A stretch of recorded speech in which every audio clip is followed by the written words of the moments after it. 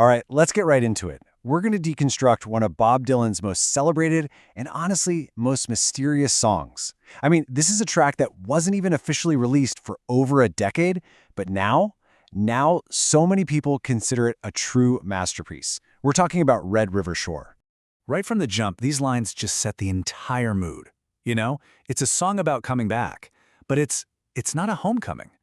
It's about returning to a place that feels like it holds the key to who you are, only to find out, nope, the lock's been changed. It is just the sound of pure alienation. And that really brings us to the core question here, the mystery that we're going to try and unravel. How in the world does a song that was literally left on the cutting room floor become this cornerstone of an artist's legacy? I mean, what is happening inside this track that gives it so much power? Well, to even start answering that, you have to realize this song is about way more than just a breakup. It's real power. It comes from tapping into this really specific, deeply human feeling, that ache, that longing for something you can never, ever have. And what's so fascinating here is how the song treats its central character, the girl from the Red River Shore. She's not really a fully fleshed out person, is she? She's more of a symbol of the unattainable itself. It's like the desire gets stronger precisely because it can never be fulfilled. So here's the key. This isn't just about feeling sad. It's a complete rewiring of a person's whole reality. There's this brilliant phrase for it. The speaker is organized by longing. Think about that. His entire sense of who he is, his past, his present, it's all built around this one central, unfillable hole.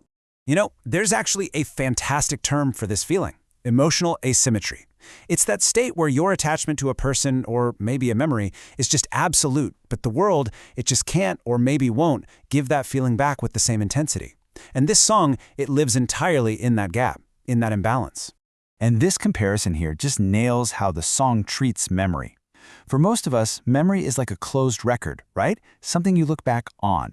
But for the speaker here, no way. Memory is a living, breathing force, an unfinished present that he's still stuck inside.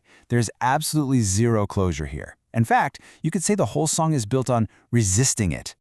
Okay, so let's dig into how the song actually builds this feeling. And it all comes down to its central image. The setting here isn't just some random backdrop. It's the absolute key to the entire emotional world of the song. The Red River Shore. Just that phrase alone, it does so much heavy lifting. It feels so specific, you know, like a real place you could find on a map. But at the same time, it sounds almost mythic, legendary. It's the emotional and symbolic heart of the whole thing. So the shore acts as what you could call a threshold image. It's a boundary, right, between the land and the water, between what's stable and what's always moving. It represents the very edge, the limit of what's possible. It becomes this place of endless waiting, a powerful symbol of a separation you can just never cross. And that's why all that desire gathers there, because it's a dead end. So the big question is, how does Dylan pull off this incredible depth? It's not with complicated words or some flashy production. No, it's all through this powerful, really disciplined simplicity. This song is a perfect example of what art critics call late style. And what that means is, it's when an artist's mastery is so total that all the effort just disappears. It looks and sounds easy, but really it's the result of a whole lifetime of refining your craft down to its purest, most essential form. And you can see it working through three key things here. First, just plain language. He uses simple, everyday words to carry these incredibly complex feelings. Second, there's repetition, but with slight changes. He keeps bringing us back to the shore, back to the girl, and it builds this haunting atmosphere. And third, it's what you could call a slow release. The song really takes its time, you know? It lets the emotional weight just build and build, so patiently. And what's amazing is you can literally hear this in his voice. He's not just singing about absence. He's singing what absence sounds like.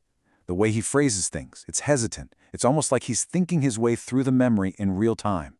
And that weathered texture, that grain in his voice, it just makes it all feel so painfully real. And crucially, there's no big emotional peak, no climax. Because a climax would mean resolution, and this whole song is about the exact opposite of that. Which brings us right back to the song's strange history. Because the fact that this was an outtake, that it was left off the album Time Out of Mind, that is a massive part of its story and how we understand it today.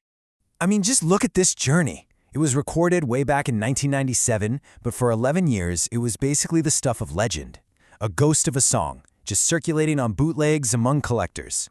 Then, boom, 2008, it gets an official release, and its reputation just explodes. And now, today, it's considered absolutely essential. So here's the takeaway.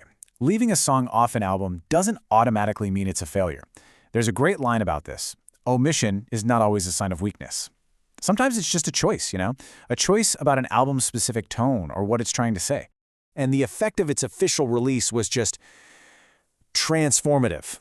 The song went from being this little historical curiosity, a what if, to being a central document.